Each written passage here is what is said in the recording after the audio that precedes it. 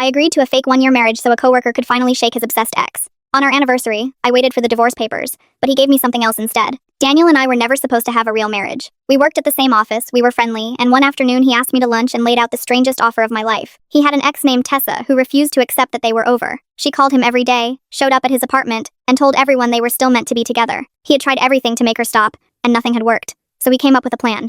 If he got married, Tessa would finally have to let go. He asked me to be his wife for 1 year, on paper and in public. And at the end, he would pay me enough to clear the debt my father had left behind when he passed. We had rules, separate rooms, no real feelings, a quiet divorce after 12 months. I needed the money and he needed the peace, so I said yes. I thought it would be simple. Tessa made sure it was not. The week we announced the engagement, she sent Daniel a long message every single morning, signed, "Your real wife." She showed up at the cafe where I got my coffee and sat one table away, just staring. She told his coworkers the wedding was a stunt and that Daniel would come back to her by spring. She signed up for the same gym I went to and took the treadmill right beside mine, asking me how it felt to marry a man who loved someone else. I didn't take the bait. I just smiled and kept the plan in my head. Then the wedding came, and everything I thought I understood fell apart. I walked out in my dress and Daniel forgot his lines. He stood at the front and stared, and the officiant had to say his name twice when it was his turn to speak. He said the vows we had written, but he said them slowly, and his voice broke on the last line. His hands were shaking when he held mine. I told myself it was just a good performance for the room. Tessa, sitting in the third row uninvited, did not think it was a performance at all. She left before the cake. After that, Daniel changed. He started bringing me coffee made exactly the way I liked it, 2 sugars and a little cinnamon, which I had never once told him.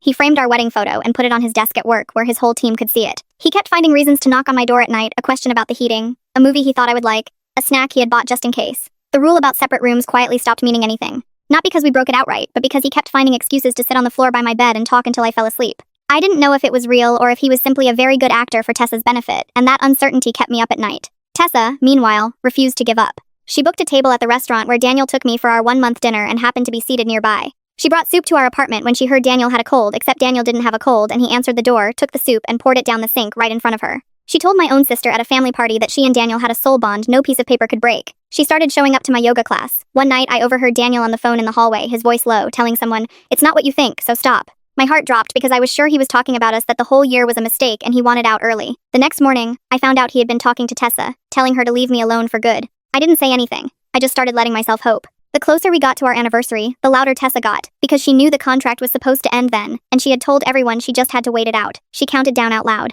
She messaged Daniel that she had cleared her whole schedule for the day our marriage ended. She even sent me a card that said, "Almost over." On the morning of our first anniversary, I sat at our table and waited for Daniel to bring me the divorce papers and the money. I had the pen ready. I had decided I would not cry. Daniel sat down across from me, and he did not have any papers. He had a small box. He told me the deal was finished, that I owed him nothing, and that the money was already in my account no matter what I chose next. Then he said he did not want a quiet divorce. He wanted a loud, real marriage, the kind with no end date and no contract if I would have him. He said he had fallen for me the second I walked out in that dress and had been scared every single day since that I would leave the moment the year was up. I said yes before he finished asking. Tessa found out the way she found out everything by showing up uninvited. This time at our door that same afternoon, ready to celebrate the end of our marriage with Daniel. She pushed past us into the apartment with a bottle of champagne tucked under her arm, already measuring the rooms with her eyes, and asked Daniel when I was moving out. She said it the way you would offer to help someone carry groceries. Daniel didn't raise his voice. He looked at her and said, "Flat and steady, there are no divorce papers." I asked her to stay. "We're married. Tessa actually married and I'm in love with her." Her smile froze on her face like her brain had heard the words but her body hadn't caught up. She turned to me and said, "He's joking, right? Tell me he's joking." I lifted my left hand and showed her the new ring, brand new, not the plain band from the contract wedding. She stared at it and her hands started shaking. Then she pivoted hard. She told Daniel I had manipulated him, called it Stockholm Syndrome, said I had spent a year getting inside his head. She refused to leave. Daniel walked her to the elevator while she chanted, "You'll regret this. You'll regret this," like a prayer she believed might come true if she said it enough times. Right before the doors closed, I caught her face in profile. She was not crying. She was not even angry anymore. She was thinking. She was already planning her next move, and that scared me more than the yelling had because angry Tessa was loud and obvious and easy to see coming. Quiet Tessa was the one who had memorized Daniel's schedule and waited a whole year without breaking. That was the Tessa who actually did damage. 2 days later, my phone rang while I was making lunch. It was my sister Jada. The first thing she said was, "I just had coffee with Tessa." My hand froze. Jada was quiet for a long time. Then she said, very quietly, "After everything Dad left us with, after all the nights we sat at that table trying to figure out how to pay his bills, you sold yourself to some guy at work?" Then she hung up. Tessa had found the one weapon that could actually do damage, and she hadn't even needed to make it up. I called Jada back the next morning and asked her to come over for dinner that weekend. She didn't answer the first time. On the third try, she picked up, breathing into the phone without saying hello. I told her I was not hiding from this. I told her to come sit at our table, watch us, and ask anything she wanted. She was quiet a long time before she said, "Fine, Saturday." She came Saturday with her arms crossed and her face closed off, and she hugged me quick and stiff, like she was doing it out of habit. She sat at the table like she was there for a job interview.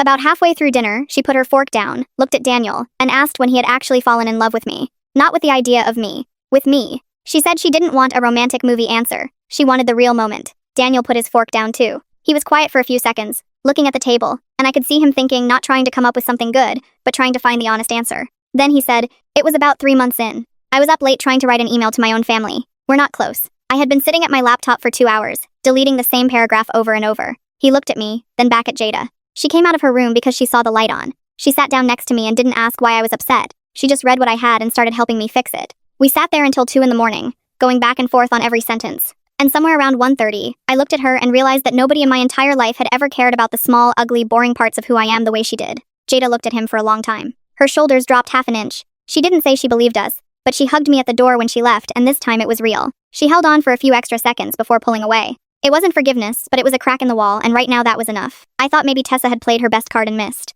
I was wrong. The following Tuesday, I went to my yoga class, the same studio I had been going to for 3 years, the one place that had felt like mine before Tessa ever tried to take it. I rolled out my mat in my usual spot and started warming up. The instructor dimmed the lights, and for about 5 minutes I actually felt calm. Then the door opened, and Tessa walked in wearing brand new yoga clothes with the tags probably still sitting in her car. She walked straight to the front of the room and rolled her mat out directly in front of mine, so close I could have touched her with my foot. Then she turned around, looked right at me, and smiled. About 10 minutes in the middle of a quiet stretch when the whole room was silent except for breathing, she turned around again and spoke loud enough that every woman within 6 feet could hear her clearly. "I just want you to know I forgive you. It must be really hard living with the guilt of stealing someone's partner." Every head in that room turned toward me. I kept my voice low and said, "I didn't steal anyone. He chose me. There's a difference." Tessa shook her head, slow and sad, like she felt sorry for me. And then she said, loud enough again, "That's what he told you. But he called me last week, you know, late at night." He sounded confused. My chest went tight, not because I believed her, but because it didn't matter if it was true. It only mattered if other people thought it might be. I did not respond. I couldn't. Not without making it worse. After class, 2 women I had been friendly with for over a year, women I had shared smoothies with, wouldn't look at me. One of them whispered to the other, and they slipped out the door without saying goodbye. They had never done that before. It hit me all at once what Tessa was doing. She wasn't just trying to get Daniel back. She was trying to take everything else away from me too. My sister, my gym, my friends. She was pulling out every piece of my life like threads from a sweater. I drove home with the windows down and told Daniel everything. I told him about what she said in front of the room, the lie about him calling her, the women who wouldn't look at me. He pulled out his phone, opened his call log, and turned the screen toward me. He scrolled slowly so I could see every call from the past 2 weeks. Work numbers, my number, his mom's number, a couple of friends, no Tessa, not one call. He said, "Whatever you want to do about this, I'm with you." I sat there a long minute and thought about every time Daniel had been the one to handle her. Every conversation, every confrontation, every time he had stepped between me and her like a wall. Every time he pushed her away, she took it as proof he still cared enough to engage. As long as he was the one doing it, she would keep coming back. I looked up and said, "I need to be the one who ends this, not you." Daniel started to argue and I put my hand up. Every time you tell her to leave, she treats it like a conversation. If I do it, she has nothing left to hold on to. No more excuses. Just me, standing in front of my marriage, telling her it's over. Daniel nodded slowly. I had a plan now. Not his plan. Mine. Then Thursday, I came home from work and almost stepped on it. A white envelope sitting on the floor right against the doorframe, like someone had knelt down and slid it through the gap with care. Daniel's name on the front in neat, loopy handwriting with a little heart dotting the I. 6 pages of pink stationery that smelled like perfume. A love letter from Tessa to Daniel about their year apart and how the test was over and she was ready to come home. Halfway through the second page, it changed. It stopped being just sad and desperate and started being something that made the hair on my arms stand up. She wrote about the specific dish he made on Sunday nights, the one with the garlic and the lemon that he only ever cooked when he was in a good mood. She wrote that he always fell asleep on his left side but woke up on his back. That he kept the bedroom window cracked even in winter because he liked the cold air. She wrote about the little tune he hummed without realizing it when he was cooking, and she described it exactly. She knew what time he turned the stove light off at night. She knew which mug he used in the morning. She knew things about my husband's daily life that were so small and so specific that there was only one way she could know them, and it was not because Daniel had told her. I called Daniel at work and told him to find somewhere quiet. I read it out loud. When I got to the part about the humming, the line went completely silent. Not like he had hung up, like he had stopped breathing. After what felt like forever, he said very quietly, "She knows what I hum." Then, quieter still, "She's been outside our windows." He came home in 30 minutes. We took the letter downstairs in a plastic bag, because that was exactly what it felt like. The security guard at the desk in the lobby looked at the picture on my phone and his face changed. "Oh yeah, I've seen her. Multiple times." He turned to his computer and pulled up the parking garage camera footage, scrolling back 2 months. And there she was at least 6 different nights. Tessa walking through the garage at 8:30, 9 o'clock, sometimes later. Tessa standing near our car. Tessa leaning against a pillar with her phone out, just waiting. "I thought she was a resident," the guard said, shaking his head. "She walks in like she belongs here." I told him to flag her, not the lobby, not the garage, not anywhere near this building. The guard nodded and said he would send her picture to every other guard on shift that night. We went back upstairs and neither of us said much. Daniel sat on the couch and stared at the wall, running through the past year in his head. Every night he had cooked with the window open. Every small, private moment Tessa might have been watching from the shadows.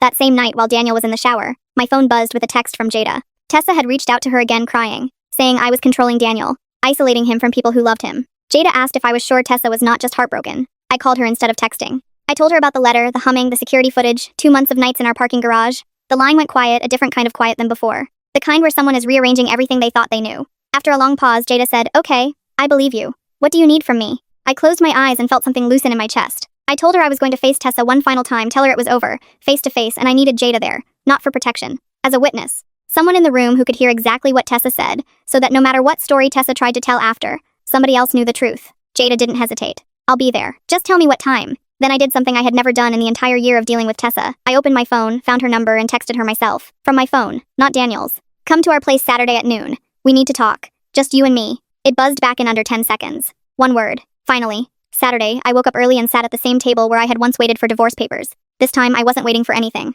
I was ready. Daniel offered to stay. I told him no. This was between me and Tessa. He kissed my forehead and said, "She's going to try to break you." I said, "She's been trying all year. It hasn't worked yet." Jada arrived at 11 and sat in the bedroom with the door cracked. Tessa came up at noon wearing a fitted dress, hair done, makeup perfect, like it was a date. She stepped inside and immediately looked past me, scanning the rooms for Daniel. I closed the door and said, "He's not here. This is between you and me. Sit down." She walked over and sat with a slow, satisfied smile, like she had already won something just by being invited in. "So what are we doing here? Discussing the terms?" I said, "There are no terms. I asked you here because I want you to hear this from me. Not from Daniel. Not through a door. Not through a letter you slid under our apartment like a love poem. From me, the woman you've been following for a year." She said she had not been following. She had been waiting. I said, "You watched us through our windows. You memorized his sleep schedule.